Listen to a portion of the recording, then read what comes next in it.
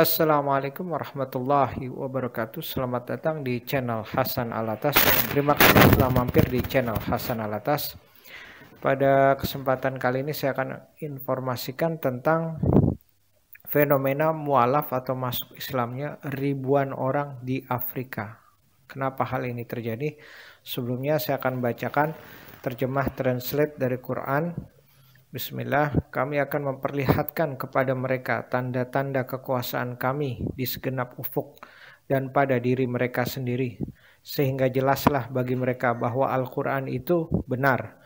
Dan apakah Robmu tidak cukup bagi kamu bahwa sesungguhnya dia menyaksikan segala sesuatu? Quran Surat Fussilat ayat 53. Baik, fenomena ribuan mualaf di Afrika ini sebabnya karena satu anak ajaib yang lahir pada tahun 90-an.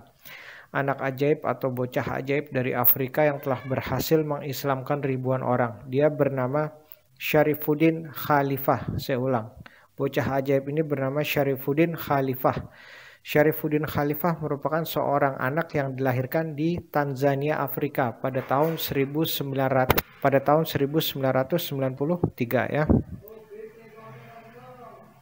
Mayoritas penduduk negara itu beragama Katolik dan orang tua Syarifuddin Khalifah yaitu Francis Fuddin Kira dan Domisia Kimaro juga seorang Katolik.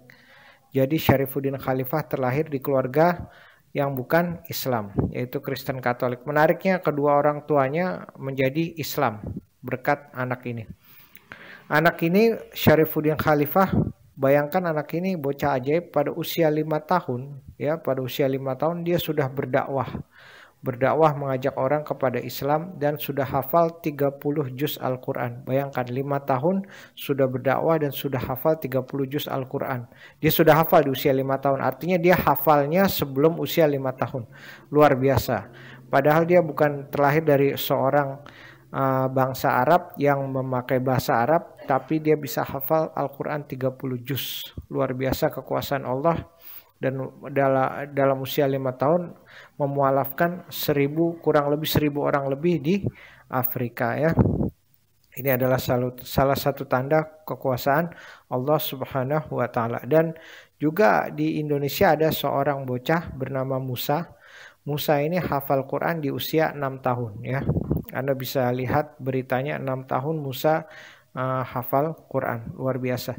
Dan banyak lagi anak-anak kecil yang bisa hafal Quran 30 juz. Aneh, anak kecil itu bukan terlahir dari bangsa Arab dan berbahasa Arab, tapi dalam usia yang masih sangat muda bisa hafal Quran 30 juz. Nah, kenapa hal itu bisa terjadi?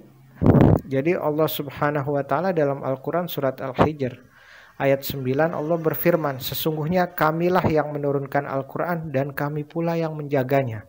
Al-Quran ini akan selalu dijaga Allah ke originalnya, keasliannya. Al-Quran ini tidak mempunyai banyak versi ya.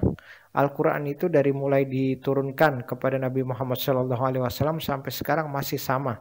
Dan dari mulai diturunkan kepada Nabi Muhammad SAW juga banyak orang yang menghafal, baik muda maupun dewasa maupun orang tua. Dan saya berani jamin Anda boleh iris atau potong kuping saya. Bukan cuma satu, dua-duanya Anda boleh potong atau iris. Jika saat ini seluruh dunia, semua kitab suci agama dimusnahkan. Pada saat ini di seluruh dunia semua kitab suci agama dimusnahkan. Maka apa yang terjadi? Niscaya kitab suci agama Islam, Al-Quran akan bisa disusun lagi tanpa cacat, tanpa celah. Kenapa bisa begitu? Karena seluruh penghafal Al-Quran dari kecil, dewasa, tua akan berkumpul lagi.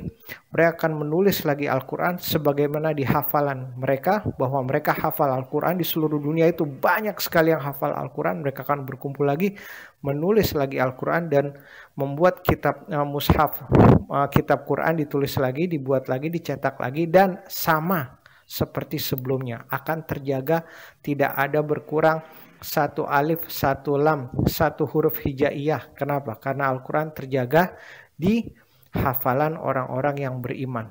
Begitulah. Saya berani jamin dan berani iris. Anda boleh iris kuping saya dua-duanya. Kalau saya ulang ya, Kalau semua kitab suci dimusnahkan, niscaya kitab suci Al-Quran tetap akan terjaga. Kenapa? Karena banyak sekali yang menghafal. Anda boleh lihat statistik, bandingkan hafalan Quran yang dihafal di seluruh dunia dibandingkan hafalan Quran dari kitab yang lain ya. Begitulah. Jadi saya ulang lagi di surat Al-Hijr ayat 9 Allah berfirman, sesungguhnya kamilah yang menurunkan Al-Quran dan kami pula yang menjaganya. Anda juga boleh searching, googling di internet, begitu banyak anak-anak kecil di luar negeri maupun di Indonesia yang sudah hafal Al-Quran. Ini adalah salah satu fakta kebenaran agama Islam. Kitab sucinya dihafal oleh anak-anak dan seorang bocah ajaib Syarifuddin Khalifah sudah membuka mata sekitarnya di Afrika sehingga mereka masuk Islam dan menerima kebenaran Islam. Begitu banyak fakta kebenaran Islam di sekitar kita jika kita mau membuka mata, membuka hati dan menerima kebenaran. Wahai orang Islam, saudara-saudaraku, tetaplah dalam agama Islam ini, walaupun langit runtuh, bumi hancur lebur, jangan kita mati kecuali dalam agama Islam. Terima kasih telah menyaksikan. Mohon maaf jika ada salah. Wassalamualaikum warahmatullahi wabarakatuh.